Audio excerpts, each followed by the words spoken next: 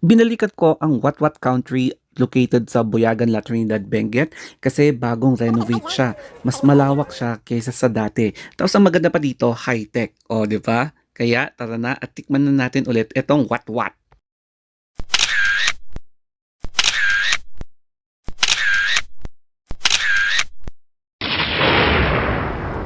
Pagbaba ko dito sa may bandang Buyagan, La Trinidad, bumugad na sa akin itong What What Country Cafe. So meron na silang cafe na dating ito yung unang pwesto ng What What Country kung saan ako kumain ng What What at medyo na high blood ako. Medyo malawak din dito yung kanilang parking space kaya hindi kayo mamamblema kung saan kayo magpa-park. Tapos ganito yung parang ground nila papunta sa entrance. Tapos ayan na siya. So makikita nyo What What Country. So hindi masyado makita sa video pero pagpasok nyo, ayan no, What What Country.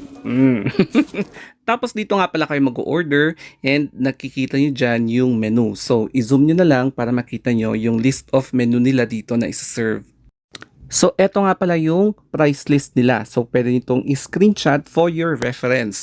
So, babasahin ko lang yung ilang mga menu dito, such as yung What What na boiled, 150, fried What What, 170, tapos yung mga pork chop, 170, chicken inasal paa, 150, tapos chicken inasal na pecho, 170. So, andyan din yung mga single rice nila na puro 200 pesos.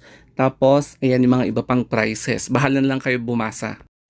Bale, ang in-order namin dito ay yung boiled what-what. Yung ilan naman ay yung fried what-what. Tapos yung iba naman ay yung chicken inasalsal. So, hintayin na lang natin ng konti yung order natin. Social na nga ngayon ang What What Country kasi meron na silang pa-beep card. Correct me na lang if I'm wrong, na tutunog siya kapag ready na kunin mo yung order mo. Ngayon ay mas maaliwalas na talaga itong What What Country and ganito yung interior niya. Mas malawak siya tapos wala kang masyadong nalalanghap na usok. Self-service nga din pala dito, especially kapag kukuha ka ng mga condiments o kaya magre-refill ka ng mga inuming tubig nyo dito. O, di ba? At sa wakas, eto na nga pala yung in-order natin na boiled what what with free pancit at unlimited rice at unlimited sabaw.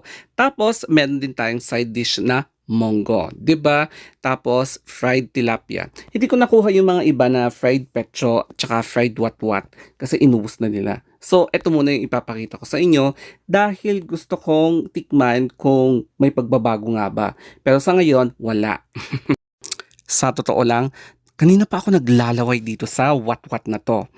Hindi ko to mauubos kasi instead na good for one, pwede talaga siyang good for two. Kaya hindi ko to mauubos. Pero anyway, titikim-tikim muna tayo ngayon. And iniisip ko din kasi yung susunod na blood works ko next month. Such as i-check yung cholesterol ko, triglycerides, LDL, mga ganyan. Kaya inaalagaan ko din yung health ko. Kasi mahirap na kapag tataas yung BP mo, yung mga ganyan, tataas yung cholesterol mo. Pero anyway, deadma. Kain na muna tayo. Kaya ang overall experience ko dito sa bagong What What Country, super satisfied ako. Kaya itry nyo din dito sa Buyagan, La Trinidad, Benguet. So yun lang, next review ulit. Bye-bye!